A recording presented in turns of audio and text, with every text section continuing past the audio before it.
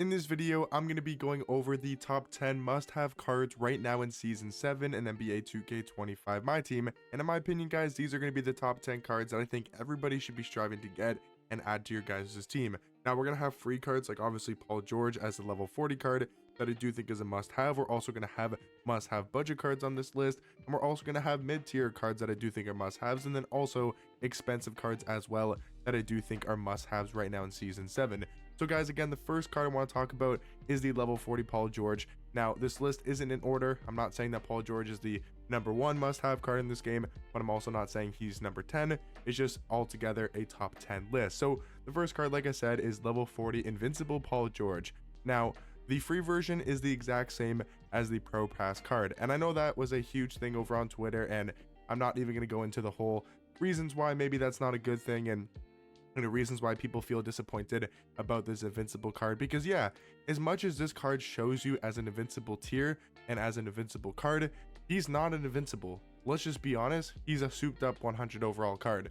That's the way that I look at Paul George, and I understand that's very disappointing because the card is advertised as an invincible. And if you're confused what I mean, yes, he's an invincible card because he has 99 stats and he has 12 legend badges.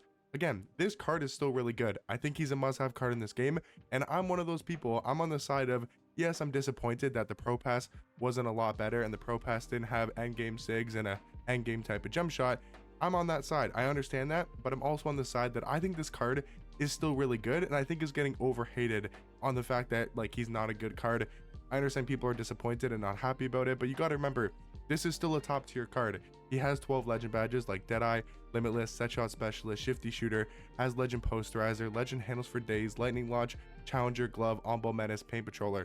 Really good legend badges. Like there's not many that he has that are kind of useless. The only one I would say is like Late Mixmaster, but that actually can be a very overpowered badge in this game. Other than that, every other legend badge he has is like really good for Paul George. Again, the 99 stats. And yes, his dribble sigs are the main concern because his jump shot's actually really good, and he has the Pro 2 fade. So he has the best fade in the game, or at least the fade that all the invincible cards have. His jump shot, yes, isn't maybe a changed jump shot that's super overpowered, but I think it's a really good jump shot. And then yes, his sigs aren't great, and I think that's the one concern and the one flaw about this card is the fact that his movement really isn't all that great. He has Booker dribble style, which is an okay dribble style. If he had Garland and maybe like a better behind the back and escape, I think this card would be a lot better.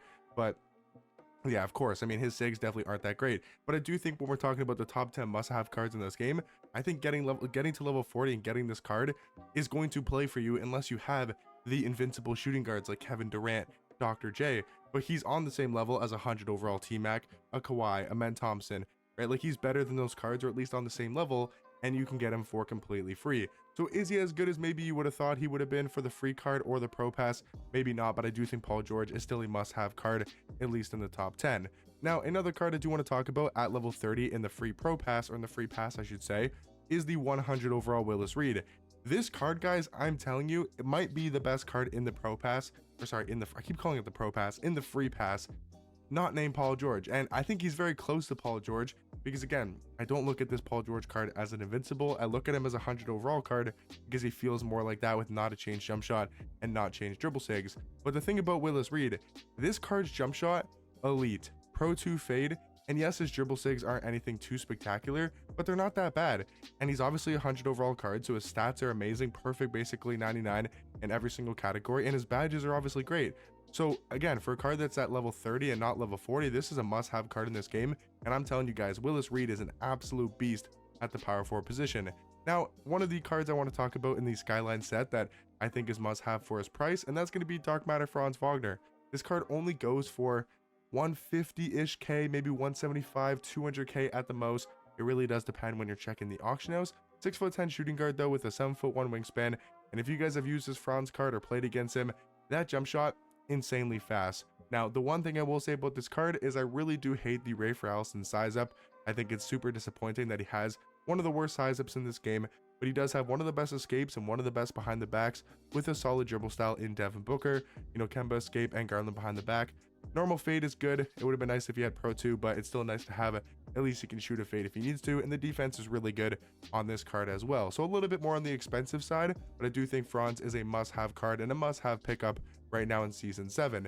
Now talking about some cheaper cards, or maybe some like mid-tier cards, price wise, and you kind of be surprised if I told you that this card was like 60 to 70k. And this Dark Matter Mike Miller is insane for this price. If you can't afford Franz or you want to save some MT, Mike Miller might low-key be better for his price. 6'8" at shooting guard, 6'11" wingspan. The defense is actually pretty good on a Mike Miller card. Obviously 98 3 ball. We know Mike Miller was an absolute sniper. But the thing about this card is his jump shot is elite, guys. They gave him the Julian Strawther base, which is the same base that invincible Kevin Durant has. He has the Benedict Mathurin upper, which is the same upper as another invincible card. So pretty much Mike Miller has an invincible jump shot. If you look at it that way, I mean, Kevin Durant got his jump shot changed. He's an invincible to the Strawther base, and Jimmy Butler, another invincible card, got his upper changed to Benedict Mathurin. So this is pretty much an invincible level jump shot with the Pro 2 fade, which is what all the invincible cards have. Now, yes, the dribble sigs is where it does fall off for this card. If he had good dribble sigs, he would be a top 5 shooting guard in this game. He's definitely top 10 in my personal opinion, and I think you could argue top 5, but I just think cards like, Paul George, Kevin Durant, Dr. J, T-Mac, and Kawhi and Amen Thompson, and probably Franz are still better, but he's really good, man. Like, he is definitely a top 10 shooting guard, and I think for his price, one of the best cards in this game. That jump shot is seriously amazing. Another card that has an insanely good jump shot, and I don't see many people talking about Evan Turner as the new best budget point guard in this game. He is Dyson Daniels, not defensively wise, but he's the best budget point guard in this game over Dyson Daniels because of the jump shot that he has. I'm telling you guys, it looks a lot like, and I saw DBG's post on it. I probably should have made a video on Evan Turner doing a gameplay on him because he is really, really good. So I do apologize for not getting you guys a gameplay on this card. But his jump shot reminds me of like the 2K20 T-Mac and DeMar type of jump shot. If you guys remember back in 2K20, that type of jump shot, it looks very similar. It feels very similar. He also has Pro 2 fade. The dribble sigs aren't great, but he has Kemba escape, which I like. KD size up is okay. Jalen Green's dribble style is okay as well. But I'm telling you guys, 6,000 MT, 10,000 MT, 8,000 MT, whatever you guys can get this card for, he's under 10k. And in my opinion, he's the new best budget point guard in this game over Dyson Daniels and whoever you maybe thought was the best budget point guard. I think Evan Turner is a new card to look at. 6'6" at point guard, 6'8" wingspan. I think he's a new best budget point guard, so I think he's a must-have budget card right now in this game. Another must-have budget card, again, I wanted to give you guys cards at different price points that I thought were must-haves. I didn't want to just give you guys, the top 10 must-have cards and they're all like 300k plus, because not everybody can afford those cards. So I want to give you guys some budget options, and I think Wang ZZ and Evan Turner are two of the new best budget cards at their position, because there wasn't very many good budget centers in this game for, again, this card goes for what, 5,000 MT, maybe even cheaper. He's a 7'1" center card, can also play the power forward position. I would probably run him at center just because he's only got 87 speed, 87 agility. I feel like at power forward, that's a little bit too slow to run at the power forward position, but I do think with the 92 strength, his player model, he's going to be perfectly fine at center. And it's weird, but they changed his jump shot to a righty release. If you guys remember back, obviously, in the 2K22 days is the day I think he came out, or the game I think he came out for the first time, or at least that's the first time I remember using a Wang ZZ card. He actually had a lefty jump shot. Now it's a righty jump shot, but it's still pretty good.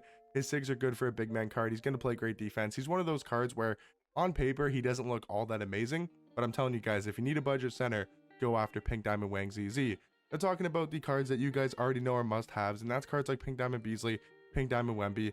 I know they've been on these top 10 lists for pretty much the entire time I've done these videos, but they are must-have cards. If you need a card for 40k MT, 45,000 MT, especially if you need a small forward, just go get Michael Beasley. He's still the best value small forward in this game. I don't care how good his dark matter is. I don't care how good a Luol Deng or a Tim Thomas or an AK. For his price, he will probably always be the best value small forward in this game for quite some time. I mean, he's just so good. His jump shot's still amazing. His offensive ability is still really, really good. I might be biased towards this card because I just love him on the no money spent, and I feel like I'm very good with this card, and he always seems to cook for me, so might be a little bit biased. Same thing with Wemby. I obviously use his Galaxy Opal now on the no money spent, but I use his Pink Diamond for so long, and for 100k MT, if you're looking for an affordable center card, he's still one of the best affordable centers in this game. Yes, he's not a Dikembe Mutombo, who we're going to talk about here in a second as a must-have card. He's not a Dikembe Mutombo, but he's one of the best affordable centers in this game. So if you can't spend the MT to get a Dikembe Mutombo, then I would definitely go after a Pink Diamond Wemby. And you guys saw the last two must-have cards I have on this list. I got Galaxy Opal Denny because at the point guard position, we didn't really have, many point guards to talk about. So I wanted to recommend you guys a point guard that is very good for his price, even though he's a little bit more on the expensive side, like 150k. He's someone he went back up in price because people are realizing how good Denny Avi is, but he's a 6'9" point guard with an elite level jump shot. I'm telling you guys, if you can't afford the top tier point guards in this game, just go get yourself Galaxy Opal Denny. And then also I wanted to mention Dark Matter Dikembe to give you guys that one expensive card that's like 400k, 500k. If you have that much MT to spend, I think the must-have card for that price point is going out and getting Dark Matter Dikembe, because he's an absolute beast at the center or power forward position. I really like that versatility, being able to play both of those positions at like a top 5 level, at least top 7 level. Like I think he's a top 7 center and probably a top 7 power forward, maybe even in the top 5 for both of those positions. But let me know in the comment section down below other cards you guys think right now in season 7 that are must-haves. And hopefully you guys did find this video helpful, and I'll catch you guys in the next one. Peace.